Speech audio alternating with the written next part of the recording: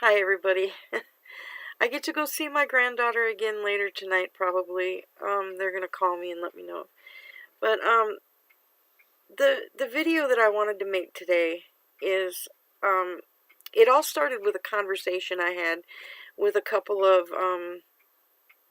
self-proclaimed Jehovah's Witnesses on different YouTube channels, and there was a video that somebody put up not too long ago. Well, it was several months ago, and the comments are still going on it.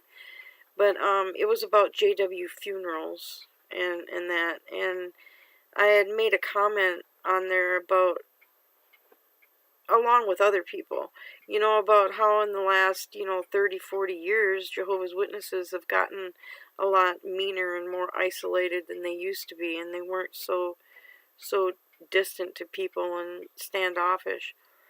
But first of all, I was on a channel. I don't remember the name of it, but there's a guy that does a podcast, and then he puts on YouTube the recorded podcast for people to watch and everything. And they were talking about some comment or another.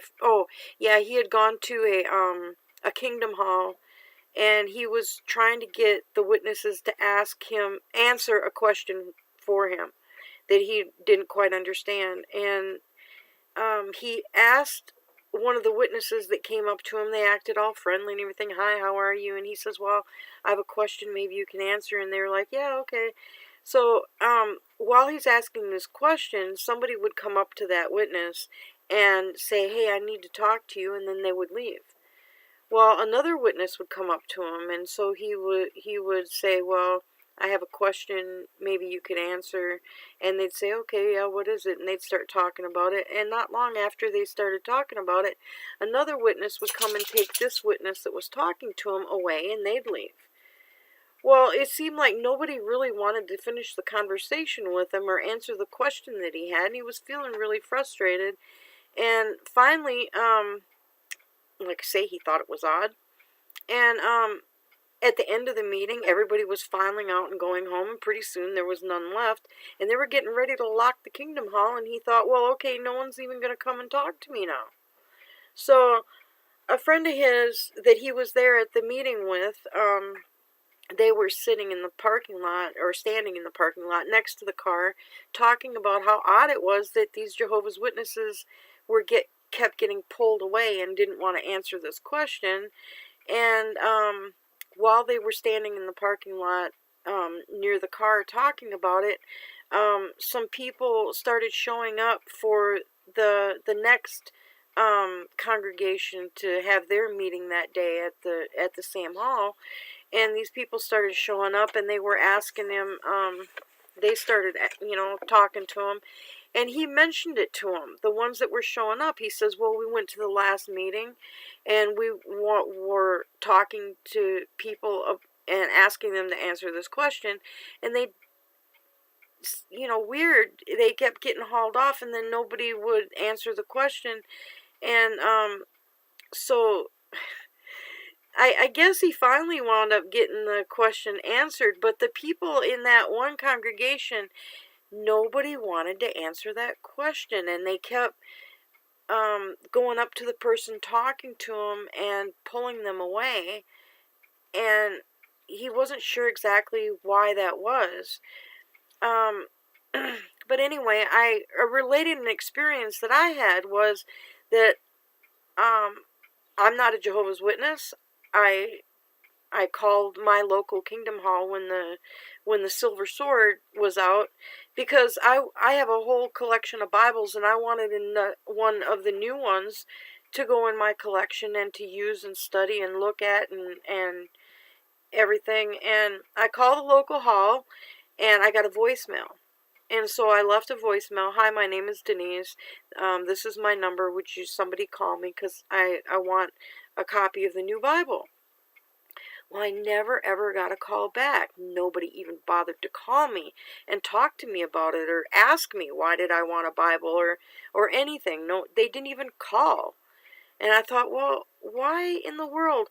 When I was in the organization, if somebody asked for a Bible, it didn't care what they wanted it for or why they wanted it. We would give them one. And now when I try to call the Kingdom Hall and ask for one, nobody even returns my call. And I thought, well, that's real odd, because you think, when they heard a call on there like that, they were like, oh, wow, someone's interested and we need to call them back. But I didn't even get a call back. And I was telling this guy this on this deal, about how I couldn't even get them to return a call. Lana, a friend of mine in Oregon, 1,900 miles away from me, she is an ex-witness, and she found a Bible at a thrift store and sent it to me. And I told him, I says, on the little chat thing, I told him, I says, a friend of mine, 1,900 miles away, sent me a new silver Bible, and why can't I get one 4 miles from my house? And you know what he told me? This guy comes on the chat about a day or two later, and he says, I'm a JW. And he proceeded to tell me that JWs these days are so afraid of apostates and people getting a hold of their literature and ripping it apart over this and that they don't want to have anything to do with anybody that even wants the publications. Now, if I'm not interested in a Bible study, then I need to read the Bible online. And I answered him back, and I says, maybe I'm a little old-fashioned or something, but I like to have a Bible that I can actually hold in my hands, read and study, and thumb through, and write things in, and underline things in, and keep notes in. See, inside the cover of my Bible, I write all kinds of notes of scriptures that I run across that I might need for later. And every single Bible I have like that, I write things in it that I want to know. Like the New World Translation, I write things in there that are different from the last one or different from something else, so that if I want to find that scripture again that's not in there or omitted or changed, I just open up the silver sword and then I have it right in there. Well, anyway, I didn't tell him all that, but I told him, I says, I might be old-fashioned, but I want one I can actually hold in my hands and read and study, and I compare one to the other and all that, but what in the world are they so afraid of? And I was thinking, doesn't God protect his people? If they're supposed to be such a chosen people of God, and God's little pet organization on earth, what don't they think God will protect them from people like me and you and everybody? I mean, why are they afraid of everybody? They go knock on doors. What are they afraid of? Over and over and over again in the Bible, God says that his people should have no fear, that he's with them and he'll defend them. 2 Thessalonians, for instance, 3 verse 3. The Lord is faithful. I got it written down here, see. He will strengthen you and protect you from the evil one. So, evil one? Well, maybe Jehovah's Witnesses think I'm the evil one. But anyway, they're protected from the evil one if they are God's people. Deuteronomy 31:6. Be strong and courageous. Do not be afraid or terrified of them. For the Lord your God goes with you. He will never leave you or forsake you. Psalms 121:7. The Lord will keep you from all harm. He will watch over your life. Now, people that are faithful to him and his people, especially, you'd think that if he was, in charge of his organization on earth, that those people are really special and they should be protected from harm too, right? So what in the world are Jehovah's Witnesses afraid of? What are they afraid is going to happen? What are we going to do to them? I mean, we just want to talk to them. I used to be one. I've said in my videos, I used to be one. A lot of my friends used to be one. We love Jehovah's Witnesses. Most of them are good people, but they're misled. And they're being lied to, and they don't see it. I got another interesting verse. A friend of mine in the United Kingdom I was talking to, Excelsior Excelsior, he has a really, one of my favorite channels. He does a little Lego videos. I love that. But he sent me a scripture that, and it was funny because what he was talking about in his last video was the same thing that I planned about talking about in my video. But he brought up Galatians 6:10, and when I looked at Galatians 6:10, I thought, wow, that has a lot to do with it. When you have the opportunity to help someone, you should do it, but you should give special attention to those who are in the family of believers. Well, okay, Jehovah's Witnesses, now what do you mean as far as in believers? What Jehovah's Witnesses think is fellow believers, you're supposed to cater to the ones that are actually other Jehovah's Witnesses, but that's not how it works. That's where they get the little things twisted up, because you have to share that doctrine in order for Jehovah's Witness to be kind to you. And that's where the shunning things comes in, because they're not being kind to people who don't share their doctrine. If you're DF'd or you fade or anything, they're starting to shun those people too. Now follow with me here, because it has what I'm trying to get at has a lot to do with this. Now, if you look up Matthew 5, and I look them up, Matthew 5, starting at verse 42. Okay. If a person asks for something, give it to him. Do not refuse to give to someone who wants to borrow from you. You have heard that it was said, love your neighbor and hate your enemy. But I say to you, love your enemies. Pray for those who hurt you. If you do this, you will be true children of your Father in heaven. He causes the sun to rise on good people and on evil people, and he sends rain to those who do right and those who do wrong. If you only love people who love you, you will get no reward. Even the tax collectors do that. And if you are nice only to your friends, you are no better than other people. Even those who don't know God are nice to their friends. You see what I'm getting at? Is that what good does it do you to only be good to, if you're a Jehovah's Witness, what good does it do to you to only be good to fellow Jehovah's Witnesses? What does that prove? You're supposed to be good to all people. You're supposed to forgive people 70 times, 77 times, and I mean, so if you do something wrong, then they treat you like you're dead for the rest of your life? That is not the Jesus kind of love among fellow humans. And it doesn't say that you should only be good to other Jehovah's Witnesses. You're supposed to be good to everybody. You don't treat other people differently than you would want them to treat you, right? So why do you treat people in your kingdom hall differently than you treat people that aren't in your kingdom hall? Why do you go around telling people that if they're not a Jehovah's Witness, they're going to die in Armageddon?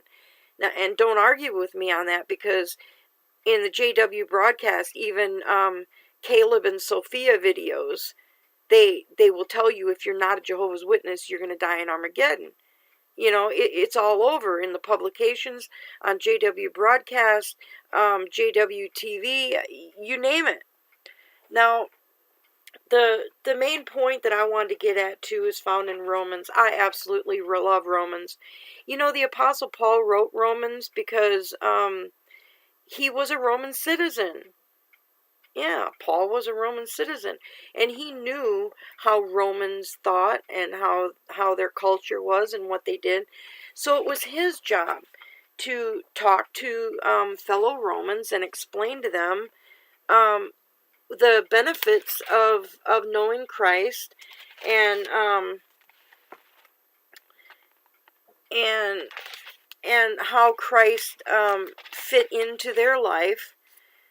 And then he had the other apostles who had been previously Jews talk to the Jewish people and explain them the how Jesus is applied in their lives. So it was, people of common background, talking to people.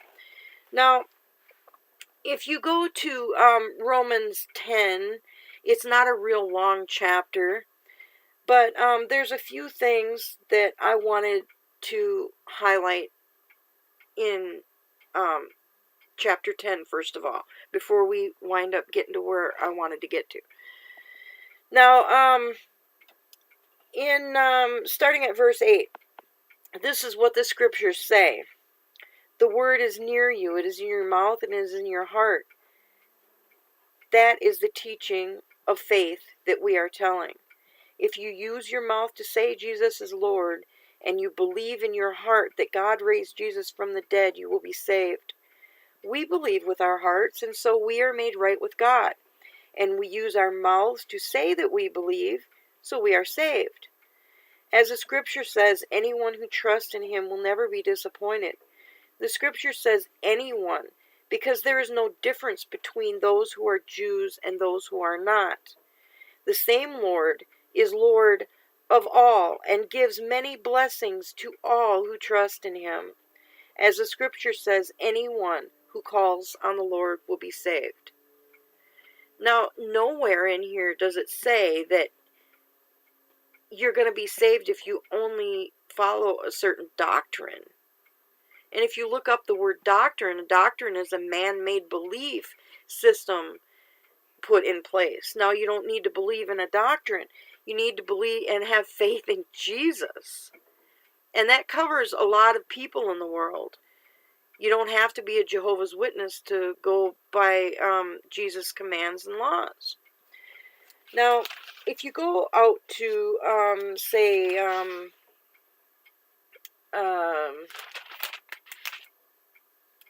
Romans 14. Romans 14. Now, I encourage people to read Romans from the beginning to the end because Apostle Paul went step by step by step into the meaning and what exactly Christ did for the Gentiles and how it came to pass that the Gentiles were included in the salvation. He explains it very well, but you got to read the whole thing on its own. Don't read it with Watchtower material because Watchtower material is full of Watchtower doctrine.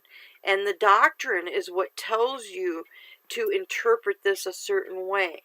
So your best bet is to actually just read this and find out what it actually says. Get a couple of versions and put them side by side and see what the scripture's actually trying to get to say. Well, anyway, Romans 14. Accept into your group someone who is weak in faith, and do not argue about opinions. And we could use doctrine for the word opinion. One person believes it's right to eat all kinds of food, but another who is weak believes it's right only to eat vegetables. The one who knows that it's right to eat any kind of food must not reject the one who eats only vegetables, and the person who eats only vegetables must not think that the one who eats all food is wrong, because God has accepted that person. You cannot judge another person's servant. The master decides if the servant is doing well or not, and the Lord's servant will do well because the Lord helps him to do well. Some people think that one day is more important than another, and others think that every day is the same. Be sure in your own mind. Those who think one day is more important than other days are doing so for the Lord, And those who eat all kinds of food are doing that for the Lord, and they give thanks to God. Others who refuse to eat some food do that for the Lord, and they give thanks to God. We do not live or die for ourselves. If we live, we are living for the Lord. If we die, we are dying for the Lord. So living or dying, we belong to the Lord. So what this is saying, that there's going to be different views, and there's going to be different doctrines that people go by, of course. And we're not supposed to ridicule them for believing a certain way. And I want Jehovah's Witness to understand that none of us XJWs are saying that we want you to believe differently. Okay? What we're trying to show you and open your eyes to is that the organization is lying to you about what they do actually, how they spend your money, how you're supposed to live your life, all kinds of things. They hide the truth from you because to them it's okay to lie to someone who doesn't need to know the truth. And that is the biggest mistake you can make. You should be honest to everybody. In the Watchtower publications, they should write down for Jehovah's Witnesses each and every company that is a part of the Watchtower Bible and Tract Society Corporation. The Watchtower Corporation, but see, Watchtower Bible and Tract Society is only one little portion of the corporation.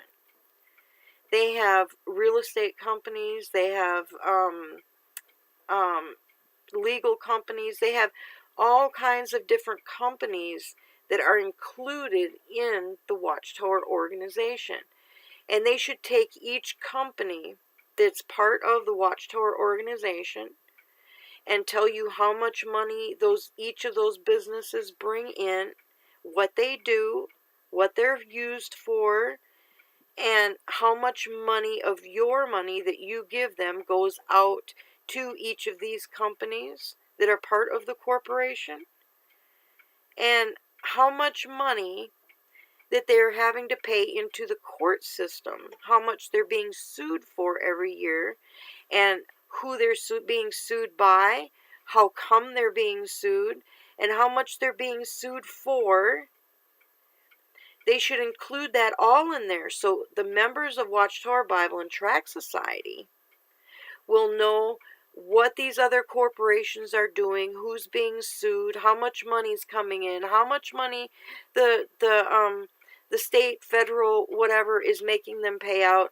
They should be truthful to their own members about that, because what I know and what lots of other people know is that the Watchtower Bible and Tract Society that runs the Jehovah's Witnesses congregations that y'all belong to, they are not telling you who is suing them for what and how much money is going out for that and how much money they're having to pay out for that.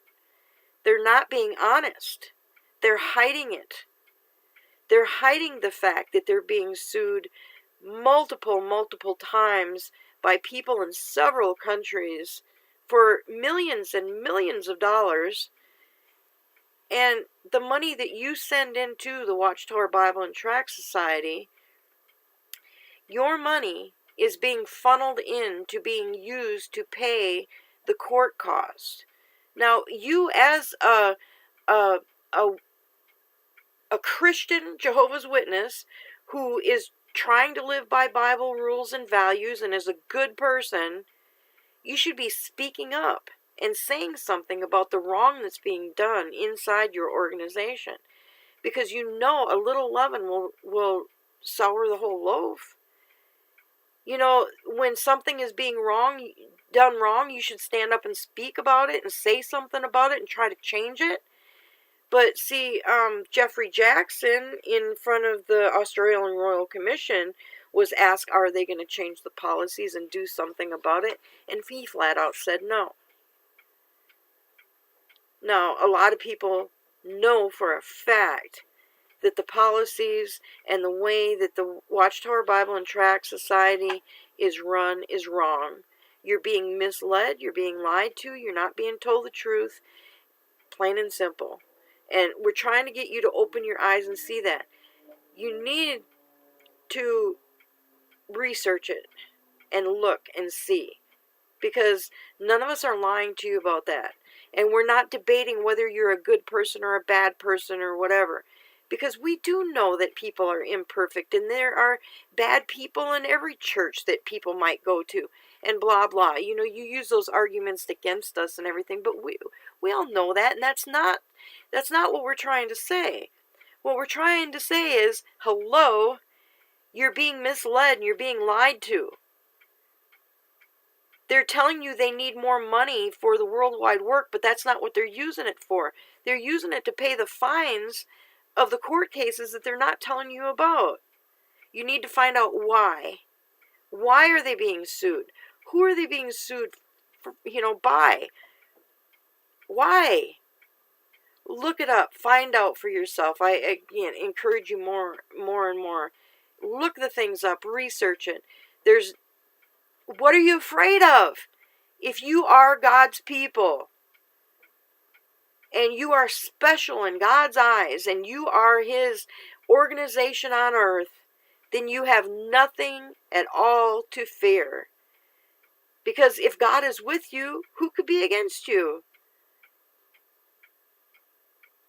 So, Jehovah's Witnesses, don't be afraid to give out Bibles. Don't be afraid to talk to people that are shunned. That's ridiculous. If God is on your side, nothing can hurt you, not even an evil one. And that includes your family members that you won't even talk to. They're not going to hurt you. If your faith is strong, your faith is strong. Nothing can shake that. Think about your faith. Is your faith so weak that talking to a family member is going to shake your faith? Then your faith isn't very strong. If talking to an XJW is going to take your faith away or shake you of your faith, then your faith is awful weak. You go professing to have the strongest faith in God of anybody in the world. Well, come on. Be honest. If you can't even walk down the street and talk to somebody who's been shunned, or say hello, or help people, or give people a Bible just because you're a Christian, if you can't even do those things, then your faith is not strong. You need to examine that also. But you have to think, what are you afraid of? If God is on your side, what are you afraid of? But anyway, that's all I got to say today. I know I've been long-winded today, but it's been on my mind ever since I talked to that guy who told me why he didn't want to give me a Bible. What? Anyway, I'll talk to you all later. Have a good day. Bye.